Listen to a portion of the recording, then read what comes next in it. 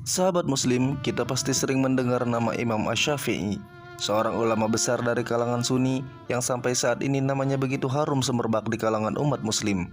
Mari kita mengenal lebih jauh sosok Imam Syafi'i. Abu Abdullah Muhammad bin Idris Asy-Syafi'i Al-Mutallibi Al-Quraisy adalah seorang mufti besar Sunni Islam dan juga pendiri madhab Asy-Syafi'i. Imam Syafi'i juga tergolong kerabat dari Rasulullah Shallallahu Alaihi Wasallam. Ia termasuk dalam Bani Muttalib, yaitu keturunan Al-Muttalib, saudara dari Hashim yang merupakan kakek Muhammad Shallallahu Alaihi Wasallam. Sejarah kelahiran Imam Syafi'i. Idris bin Abbas menyertai istrinya dalam sebuah perjalanan yang cukup jauh, yaitu menuju kampung Gaza, Palestina, di mana saat itu umat Islam sedang berperang membela negeri Islam di kota Asqalan. Pada saat itu, Fatimah Al-Azdiyah sedang mengandung. Idris bin Abbas gembira dengan hal ini. Lalu ia berkata, "Jika engkau melahirkan seorang putra, maka akan kunamakan Muhammad dan akan kupanggil dengan nama salah seorang kakeknya, yaitu Syafi'i bin Asy-Syaib."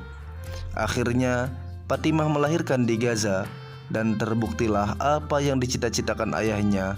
Anak itu dinamakan Muhammad dan dipanggil dengan nama Asy-Syafi'i.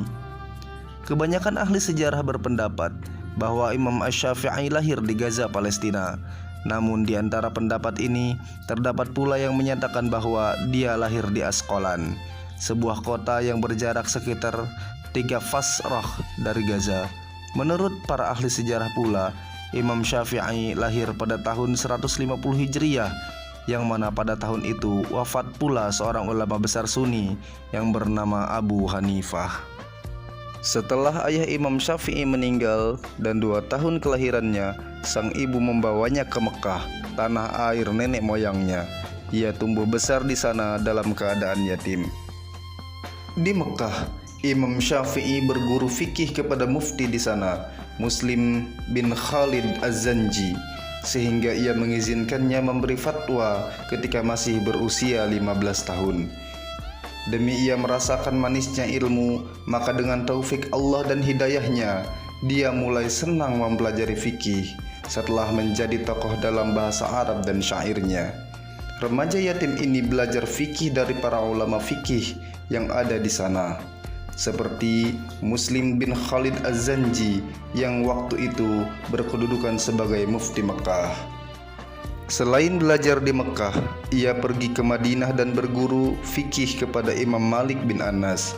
Ia mengaji kitab Muwatta kepada Imam Malik dan menghafalnya dalam 9 malam.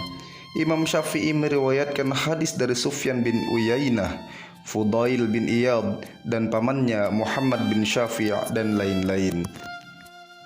Di majelisnya ini, Imam Syafi'i menghafal dan memahami dengan cemerlang kitab karya Imam Malik, yaitu Al-Muwatta.